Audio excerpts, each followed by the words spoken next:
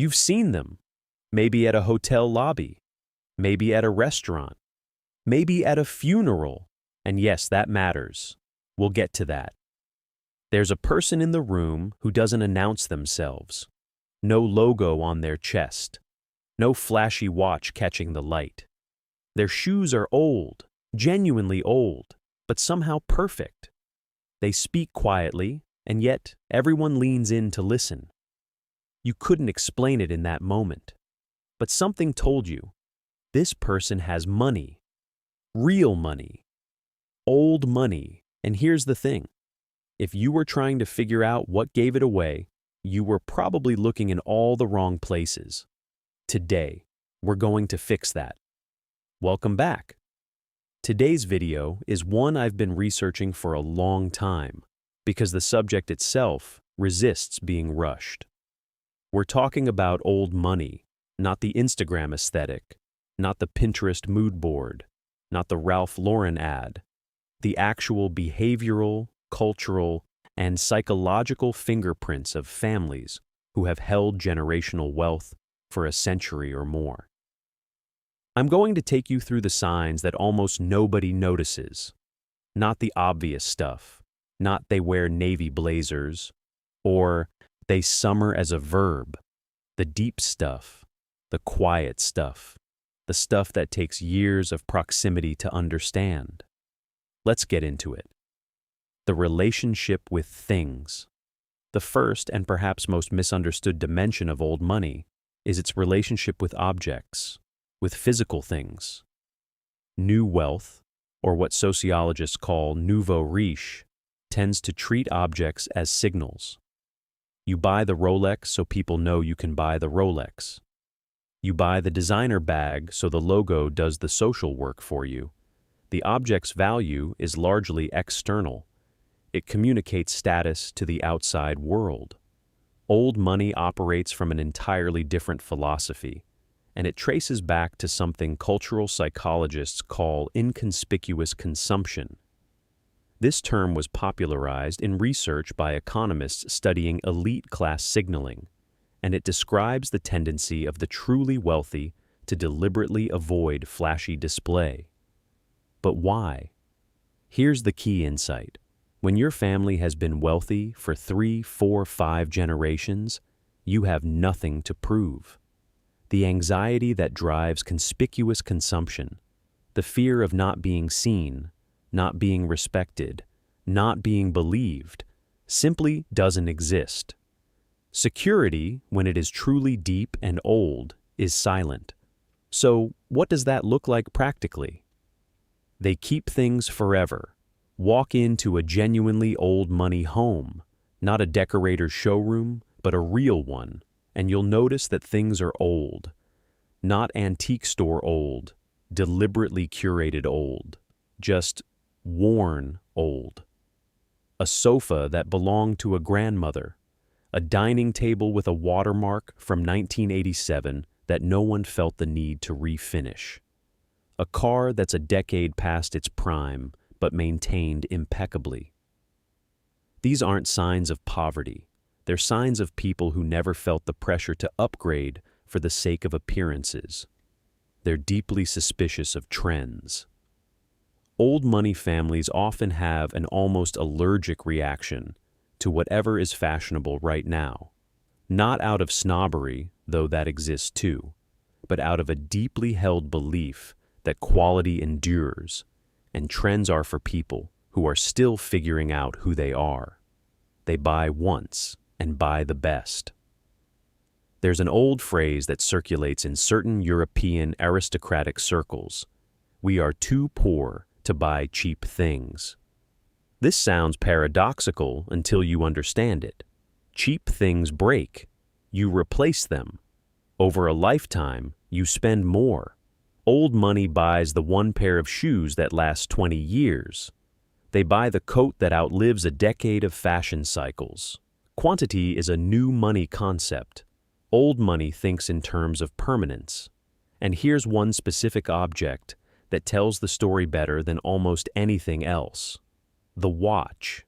Old money wears watches that are often invisible to the untrained eye. not a Rolex Daytona, not a Patek Philippe Nautilus. That's now a status symbol for new money, specifically because it became famous. What you'll find on the wrist of someone from a genuinely old family is often something like a simple dress watch, perhaps a Patek Calatrava or an A. Lange and Söhne, understated, no diamond bezel, probably inherited. The point is not the brand. The point is the story. It came from someone. It will go to someone. That's old money thinking. How they speak and how they don't language is one of the most precise class markers in existence, and linguists have been studying it for decades. But old money's relationship with language goes beyond accent, though accent matters too. Let's start with volume. Old money speaks quietly, not timidly. There's a crucial difference. Quietly, but with complete confidence. They've never had to shout to be heard, because they've always been in rooms where people were already listening. Raising your voice in old money culture is a form of social failure. It suggests you doubt your own authority. Then there's vocabulary by subtraction. Old money tends to avoid the very words that new money reaches for to sound sophisticated. Words like luxury, exclusive, premium, elite, these are marketing words, and people who have grown up with genuine privilege find them slightly embarrassing. In old British aristocratic circles, there is an entire lexicon of non-you words, terms that the genuinely upper class consider markers of social aspiration. For example, saying lounge instead of sitting room, saying serviette instead of napkin, saying pardon instead of what. These distinctions were documented famously by linguist Alan Ross in 1954 and later popularized by Nancy Mitford. And while some have shifted, the underlying principle remains. The old establishment communicates in understatement, while those seeking entry communicate in overstatement. Old money doesn't say their house is stunning or gorgeous. They say it's comfortable or convenient. They don't say dinner was amazing. They say it was rather good. This is not false modesty. It is a deeply internalized refusal to perform enthusiasm for an audience. They don't name drop, ever. This is a very reliable signal. Someone who genuinely moves in elite circles, who has known senators, sat next to royalty, attended private dinners with CEOs, rarely brings it up. Not because they're hiding it, because it's simply normal to them. It's the person who wants to be in those rooms who mentions them constantly. They ask more questions than they answer. Old money is genuinely curious, often genuinely well-educated in the classical sense, and they've learned that listening is a form of control. If you're doing all the talking, you're not learning anything, and you're revealing everything. Old money listens, asks a precise question, listens again. They make you feel like the most interesting person in the room, and then they go home, having told you almost nothing. The education invisible curriculum. Education is perhaps the most important distinguishing factor between old and new money, and I don't mean it in the way you might expect. Yes, old money attends certain schools. In the United States, Exeter, Andover, St. Paul's. In the UK, Eton, Harrow, Winchester. In France, Sciences Po or certain Grandes Écoles. But the name of the school is almost the least important thing. What old money actually transmits through education is what sociologist Pierre Bourdieu called cultural capital, a body of knowledge, taste, manners, references, and social instincts that cannot be bought quickly, only accumulated slowly. Let me be specific about what this looks like. They know how to enter a room. This sounds trivial. It is not. There is a social choreography to arriving somewhere, acknowledging the right people in the right order, positioning yourself in a space, knowing when to circulate and when to stay still, knowing which conversations to join and which to gracefully orbit without entering. Old money children absorb this by watching their parents do it for the first 20 years of their lives. It becomes instinct. They can be comfortable anywhere. One of the quiet paradoxes of old money is that they're often equally at ease at a black tie dinner and at a neighborhood pub. This is sometimes called social range, the ability to modulate your register, to speak to a gardener and a cabinet minister with the same naturalness. New money often struggles in this zone. They're comfortable in expensive restaurants, but slightly stiff in casual settings, where the absence of visible luxury makes them uncertain of how to perform. They have a relationship with the arts that is not performative. Old money families often have genuine, generations-deep relationships with music, literature, fine art, and architecture, not because they Googled what art should I like, but because there was a great uncle who painted, a grandmother who played piano seriously, an annual trip to a particular museum that has become family ritual. This creates a kind of cultural fluency that is immediately obvious in conversation and impossible to fake quickly. They know what they don't know. This is perhaps the most underrated intellectual quality. Old money is often quietly confident about the areas where their family has expertise and genuinely, non-defensively open about everything else. They don't need to bluff. Money itself, the strangest subject. Here is something that surprises almost everyone who hasn't grown up in proximity to generational wealth. Old money families almost never talk about money. Not because it's scarce, because it's irrelevant to daily conversation in the way that air is irrelevant. You don't discuss air, it's just there. In contrast, new money, particularly first-generation wealth, often discusses money constantly. Prices, deals, what things cost, what they paid, what they saved. This makes complete psychological sense. If you grew up without money, its presence and amount are perpetually meaningful. You watched your parents worry about bills. You remember the first time you could afford something you'd always wanted. Money is emotionally charged. For someone who has never not had money, it simply isn't charged in the same way. It's administrative. It's managed by advisors and accountants and trust structures. It's discussed in certain private contexts and not in others. The specifics of price are considered vulgar. In old money households, asking what someone paid for something, a house, a painting, a piece of jewelry, is considered deeply rude. It reduces an object to its market value and ignores everything else about it, its history, its meaning, its provenance.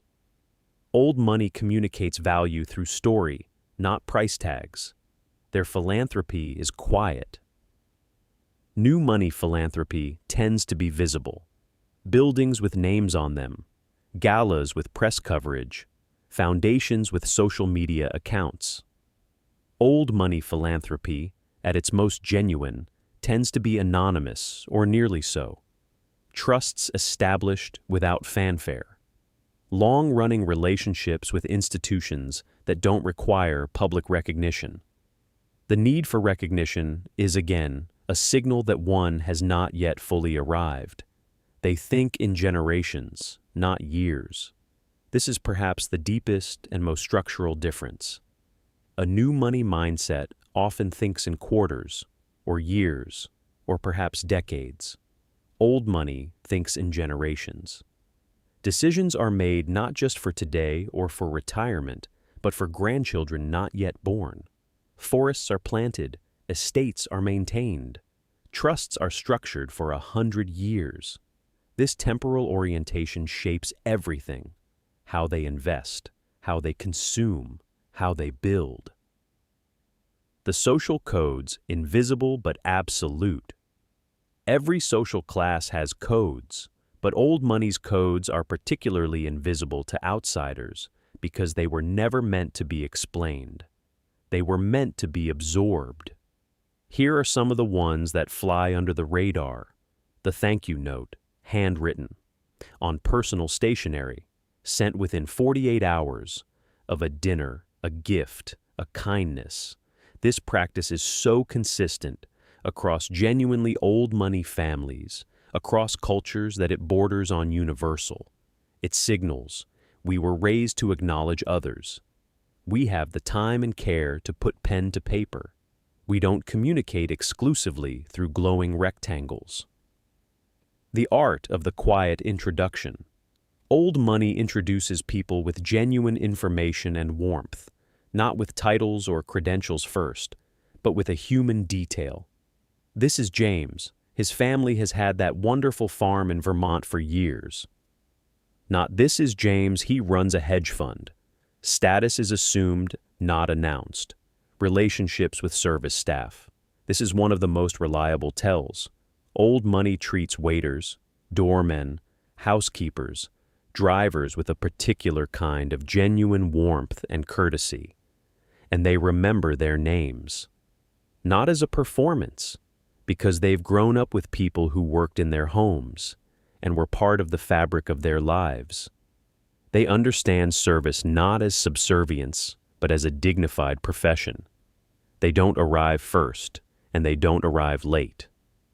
There is a particular social punctuality that old money observes, not early enough to seem eager, not late enough to seem important, slightly after the hour, present without being conspicuous. The rules of dress that have nothing to do with price. Old money dresses for occasion, not for attention. The principle is almost always appropriateness, wearing exactly what the situation calls for, no more, no less. Overdressing is as much a violation as underdressing. A man who wears a tuxedo when a blazer was sufficient has misjudged the room. A woman who wears couture to a country picnic has revealed that she doesn't yet understand the difference between impressing people and being with them. And this connects to one final and deeply important point about old money dress. They are not afraid to look slightly wrong by current standards. The cut of the jacket might be from 15 years ago. The shade of the trouser might be slightly unfashionable.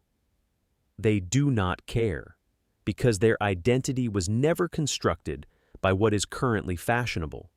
It was constructed by something much deeper and much older than any trend cycle. The psychology, what privilege does to identity. Let's go beneath the surface, underneath all these behaviors. The quiet voice, the old watch, the handwritten note.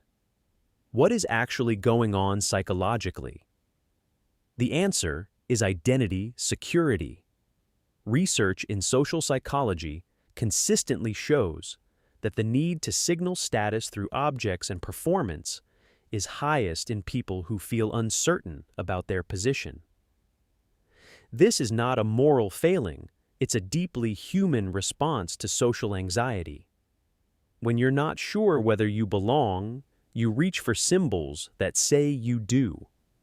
Old money, by contrast, has what psychologists call a settled sense of self that is not contingent on external validation. Their identity was constructed over multiple generations in relation to values, land, family, service, education, continuity, rather than in relation to possessions. This is why they can wear an old jacket without embarrassment. The jacket isn't their identity. Their identity was built before they owned the jacket and will outlast it.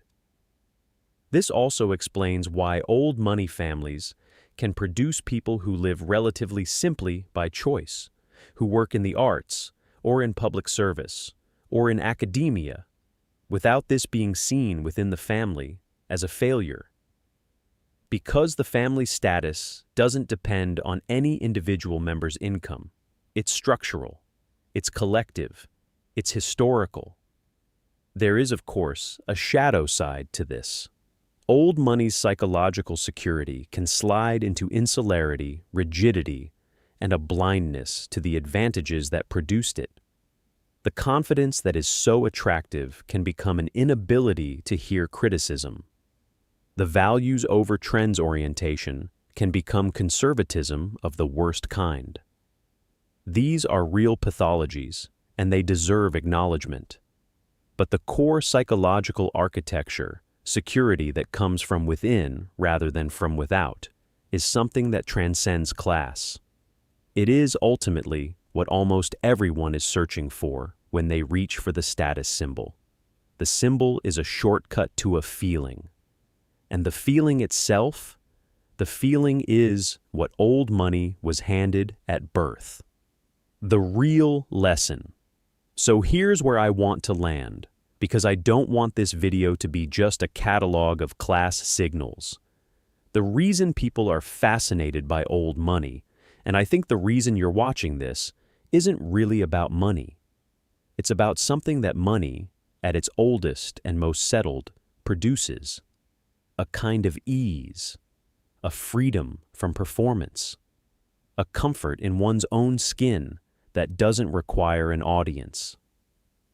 And the remarkable thing is that many of the actual behaviors we've discussed today, the care for objects, the attentiveness to others, the long-term thinking, the quiet confidence, the handwritten note, none of these require a trust fund.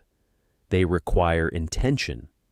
They require the decision to stop performing and start being. Old money didn't become what it is by watching other people and copying signals. It became what it is by living according to principles long enough that those principles became invisible. That's the real inheritance, not the money, the orientation.